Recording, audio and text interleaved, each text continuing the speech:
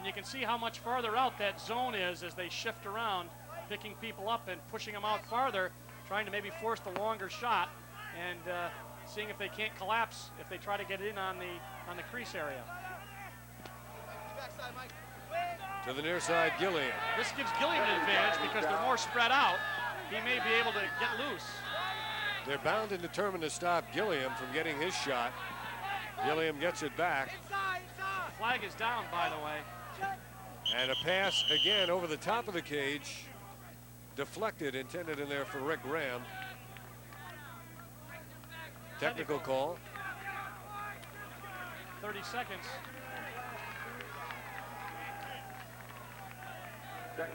Sean Smith, the assistant. Mike Pressler, the head man in the background. Fifth man-up opportunity for Hobart. They converted on 1 out of 4 so far. 12 minutes, 20 seconds to go. Gilliam gets room and he rifles a shot that started low, went up high. The old Indian shot, and O'Neill with a save. Schluter does a good job to get possession of it. Schluter feeds it ahead nicely on the bounce past Alvino. Took a wicked bounce right up toward his face mask. Alvino against Arkeson now. Oh, boy, Arkeson right there with him, and Arkeson has been all over him. As we get a change, and in come Ohio Wesleyan. Up top, Blanchard, he's waiting for Rich White to come on. He fakes the pass to White. He's going to work one-on-one. Now he gives it up. White is guarded by Sheehan. Alvino. James is guarded in front of the cage by Tim Clark, and Arkeson's all over Alvino. Man-to-man by Hobart, and a whistle stops the play. 1 minute call against Michael Guy. I don't know what, let's see what the, hit him on the glove. Apparently the free hand, you can't hit the free hand. A little bit of an unusual call. Yeah, it's just like a slash basically. You know, when your hand's on the ball, or excuse me, when your hand's on the stick, it's part of the stick. If you got a free hand out there, you can't wail on it, and that's going to be a man up now. And that will be the third man up opportunity. They have converted on 1. Betcher is in the game now, an attackman, and Deneke has it to Blanchard. They move it in close. Now they back it out for the low shot that's wide of Sean Trell. There's a good look there what the goalie has to do. Not only does Trell have to get down and make sure he makes the save, but he comes out from the goal and tries to get to the end line. The ball boys finally stop it, but Trell, good hustle, and he faces 6-on-5. Sean Trell has allowed 8 goals a game. To this point, he is playing the game of his career. 7-5. We're in the fourth quarter. We've got 10 minutes and 50 seconds left. Mike James bounces it. Trell deflects it. And Ohio Wesleyan will keep it. That's what you want to see on your man up. Get some good shots off, but let's retain possession of the ball and not just take 1. Let's get 2, 3, 4 shots off.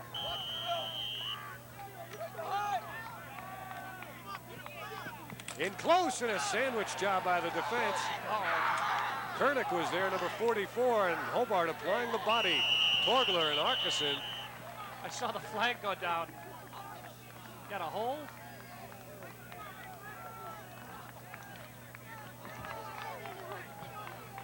Officials from Maryland and Syracuse and North Carolina.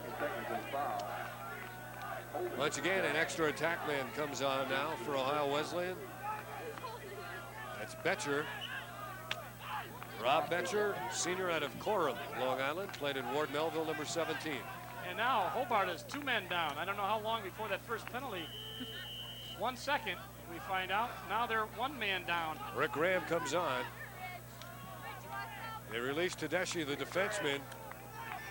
He's playing in front of his goalie, Sean Trell.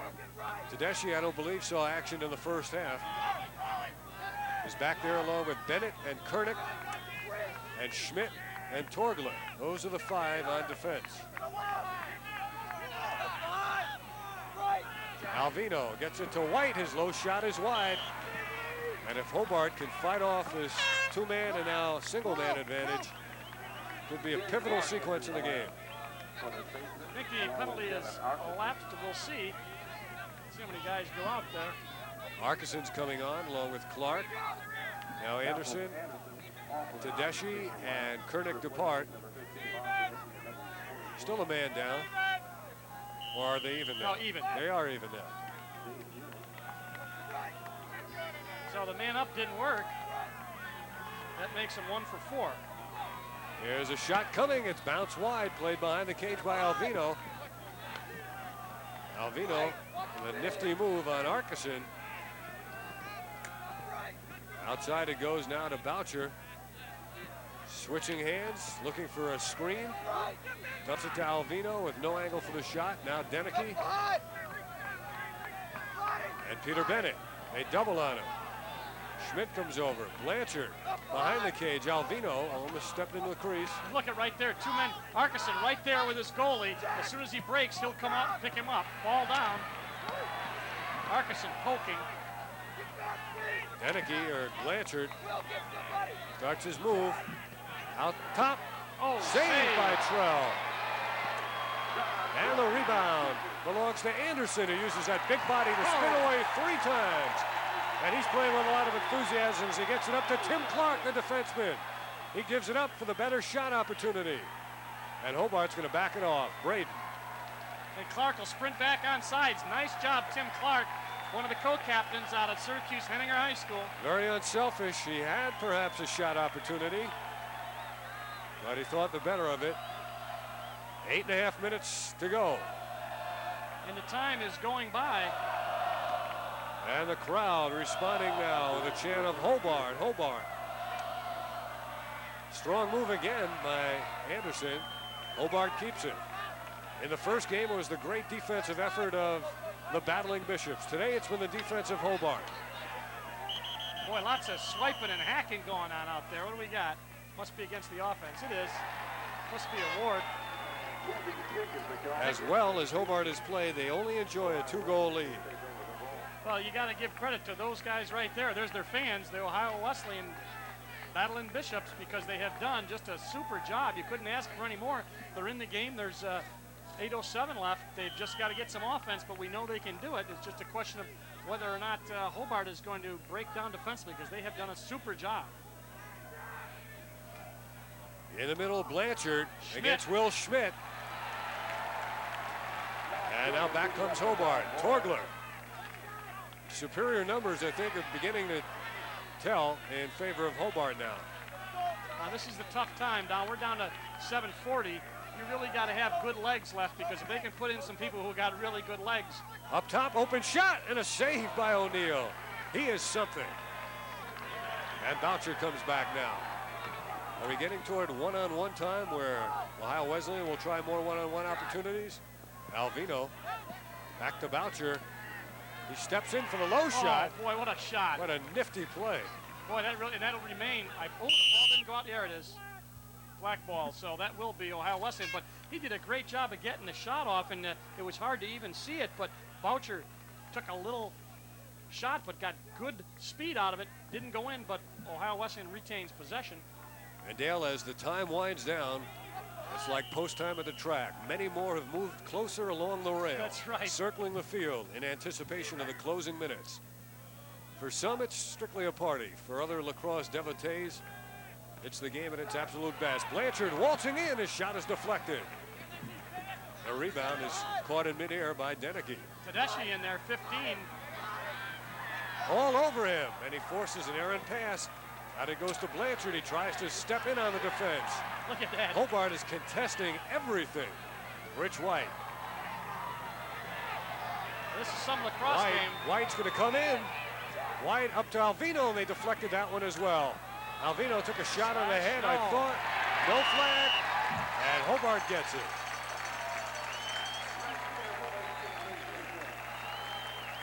You know, Dale, you could make a case and say that Ohio Wesleyan has played just as well defensively today as they did in the first game, but the difference remains the Hobart defense. Absolutely. I really think that they have done a lot with that defense, and also in terms of confidence. I'm taking away the number of scoring opportunities, and you have to get your higher percentage shots, but you're absolutely right. Ohio Wesleyan has played great defense, and I think this was the kind of game that everybody expected. And the advantage in foot speed, which Mike Pressler said he had, really has not materialized. Losing the faceoffs doesn't help because you can't use your speed to the advantage. All the more remarkable Hobart's faceoff advantage, considering that Ray Tiny Crawford was not able to play in this game. All right, we're down to 6 minutes exactly to play, and it's a 2-goal Hobart lead. Scott Braden has it. Braden going back to Gilliam. Gilliam to Braden. Braden waltzing in, and he scores! Scott Braden on the assist from Gilliam. And that could be the goal that does it. It is now 8-5 with 5:49 remaining.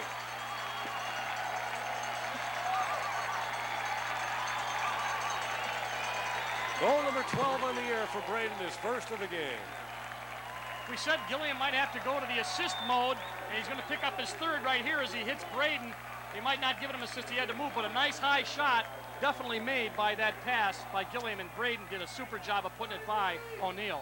Lou Correo, number 4, got to him, but didn't get real good position against him, and Braden was able to slide away and step in for the shot. 8-5, Hobart in the lead. Once again, out there with the big stick on the faceoff. Ralph against Waldron. Ralph wins it and dumps it to the sideline. Hobart players taken down. That may be a push. That was Will Schmidt, who's played very well on defense here in the second half. You know what that is right there? That's a, boy, this is the fourth quarter, and I have been running my legs off all game. I'm getting beat. And Waldron, I don't take anything away from him. He did a great job, but he did come up and force him down. But those kids got to be tired. They have played one heck of a ball game for almost 4 quarters. We're down to 5:40. It is a beautiful, bright, sunshiny day, not a cloud in the sky. Fortunately, it was not hot. Very, very pleasant. Temperatures probably right around 72 with low humidity. You saw Mike Pressler there, the man who has done such a super job with this Ohio Wesleyan team. They're not out of it yet, but time is definitely not on their side. Down by 3 with 5.5 minutes left. And you know Hobart's going to take their time now as Graham and Gravani and Gilliam are going to work that ball around as often as they can. Here they go. Call it the 4 corners. If they get it inside the box, they're all right. But right now they're playing a little bit outside the box. They may get warned to get it in the box. Graham cut through. And now they swing it to Gilliam. Gilliam going left, coming back right. Steps into the crease. O'Neill's down for the save. Gilliam really playing under control. Michael Guy intercepts. Down to 4:45 to go. And Hobart's now going to try to play keep away. Yeah, they don't need the goal right now. They just want this clock to keep on heading down towards 0-0-0. In search of their 8th consecutive national championship, intercepted. And a clearing attempt coming from Schluter. Up ahead he goes to Deneke. He had a step on one player, Tedeschi, but Hobart's defense did a good job of getting back. And they knocked the ball away from Deneke. And Tedeschi and company, Graham picks it up. And he cheaps it out of there. Intercepted by Blanchard. Blanchard slips on the natural surface. Blanchard has it knocked away. He's got to be a frustrated young man. Blanchard takes a shove from Tedeschi. And Hobart throwing their body around liberally at this point. Alvino has it. We're down to 4 minutes to play. It comes out to Blanchard. He fakes on Arkeson. He's coming in for the shot. He shovels it instead to Rich White, and a man goes down.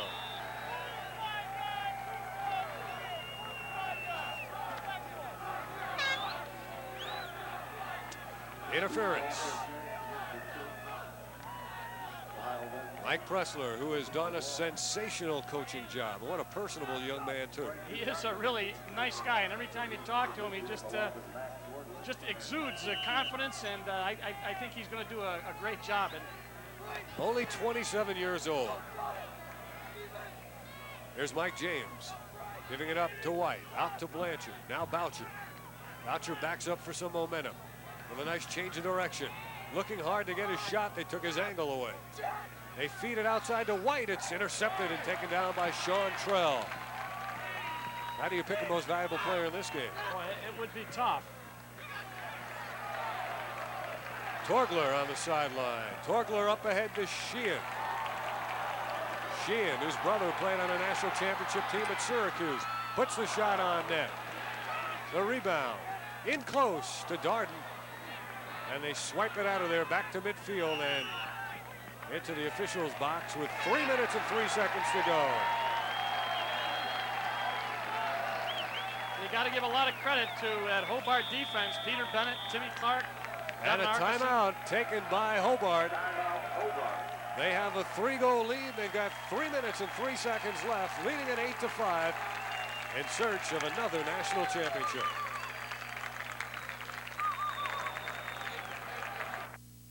The morning sun gets me out of bed.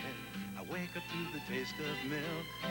I've got a taste for something fresh. I've got a taste for the taste of milk. Milk, the fresher refresher, with the taste that gets you up and going. Wouldn't a cold, smooth glass of milk taste good right now? I've got a taste for a fresher taste. I've got a taste for the taste of milk. Milk, the fresher refresher.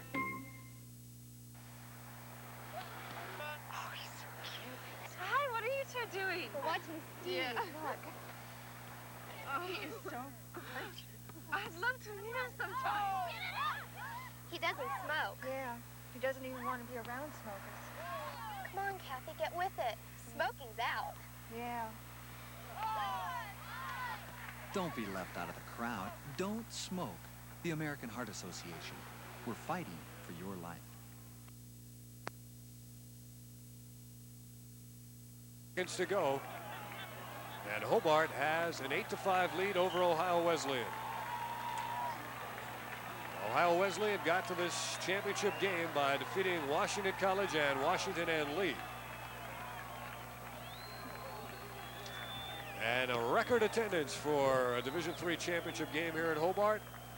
4,492, and looks like a lot more than that to me. And they saw and are still seeing a great game with 3:03 left.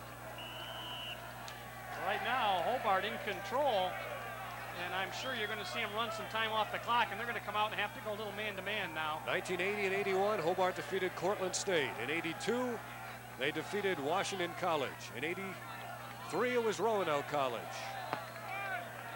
84, 85, and 86, Washington College again.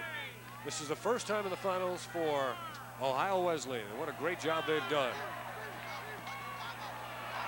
Marker is down. It'll go against Ohio Wesleyan.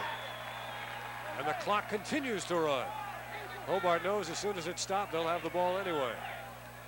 They try to take advantage of the situation. 2:20 to go, and now they stop it. I think we're going to have a slash. I don't know exactly why it was stopped. We'll see what happens.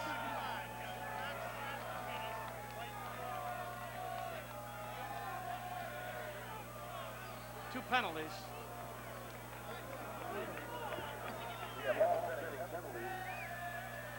Offsetting penalties in this situation. Don't forget, on many of these same cable systems, you'll be seeing Division I action involving Syracuse and Navy.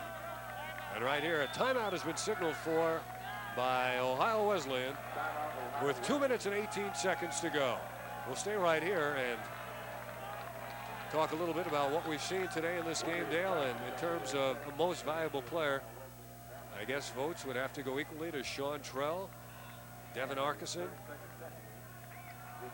You know, you always look, generally you look at the offense, but I think in this game, especially in a game that's at 8-5, that's an impressive defense for both teams. As we said, it takes nothing away from Ohio Wesleyan, but the defense has just been super for Hobart. And if I had to pick one, I might pick Arkeson. Again, he did not play in that first game. Neither did Trell, for that matter. Arkeson also got a goal today, which would help his cause. Of course, this is all unofficial. You could always give one to Coach Urich for his 8th if he wins, if he continues with this lead at 8th national championship in a row.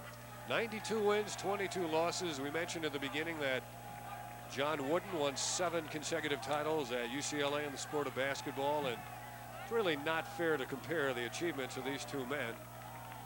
Different sports, different situations. Both coaches, Wooden and Urick, have had among the best players available to them. One, of course, in a scholarship situation, and Division III, no athletic scholarships. Here we go, 2 minutes in, 15 seconds remaining. Braden and Gravani and Gilliam and Ralph and Guy on the field in the attacking end for Hobart College.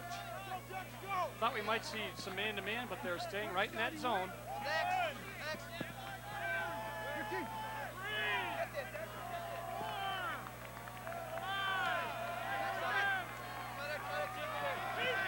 And the clock is now down to 1:50 to go. They've got to keep the ball in the box now. If the ball goes out of the box, they're going to lose possession. Gilliam has come on. He's signaling for the ball. And they're just playing keep away now. 1:35 to go. They haven't gotten it to Gilliam yet, oddly enough. Ball has to stay in the box, the restraining line, and the 2 dotted lines down the side. And there's Gilliam scoring. The icing on the cake by Ray Gilliam in front of Steve Schluter.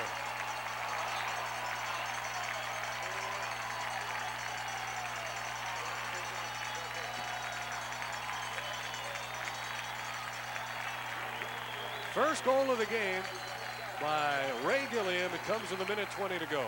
Well, he had 3 assists previous to this, and we said that at the top we might see him doing a little more assisting than scoring, but they did not hold him goalless as he puts that one by with 1:20 left in this national championship game. And what a great player he has been here at Hobart.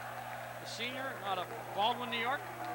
And Dale, if this game ends up the way it is now, 9-5, a real working man's kind of score. Absolutely. It really typifies what the game was all about.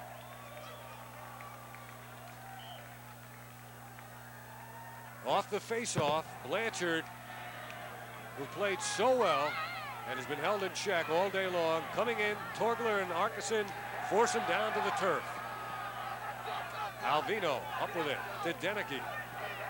They have really done a job against the attack of Ohio Wesleyan. Ball down. It has been all over the 50 grass. seconds to go as Boucher goes down.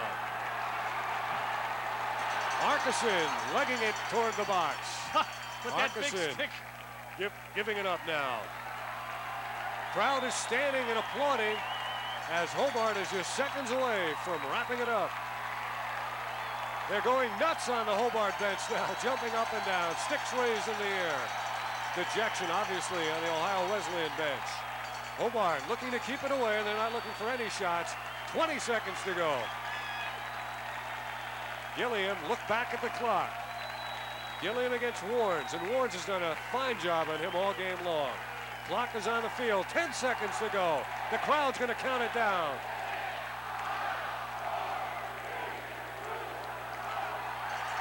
It's history for the 8th consecutive year. Hobart College and Dave Urick has won the NCAA Division III National Lacrosse Championship on a picture-perfect day in Geneva, New York.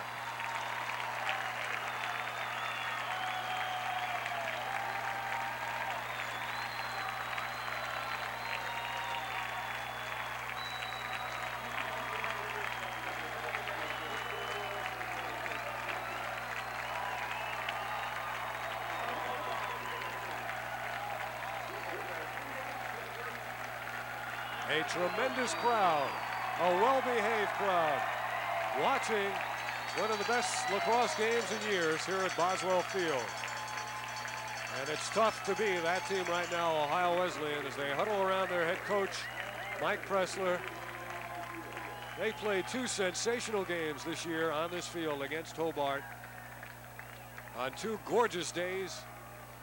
And it's just unfortunate for them that the loss had to come in the championship game. That's a heck of an assignment to beat Hobart twice in 1 year at their field. I mean, it's an amazing feat that Hobart won in this game. They just played an excellent game, but it was a tough assignment for this Ohio Wesleyan team. And there's Dave Urich. It's awful damn close. Play and act like a champion. They want you to observe it. 10 minutes. 10 minutes. Little 10-minute cooling off period for the benefit of the players before the media hordes move in. And we'll have a chance to talk with the winning coach, Dave Urich, in just a couple of seconds. Those Ohio Wesleyan fans obviously disappointed.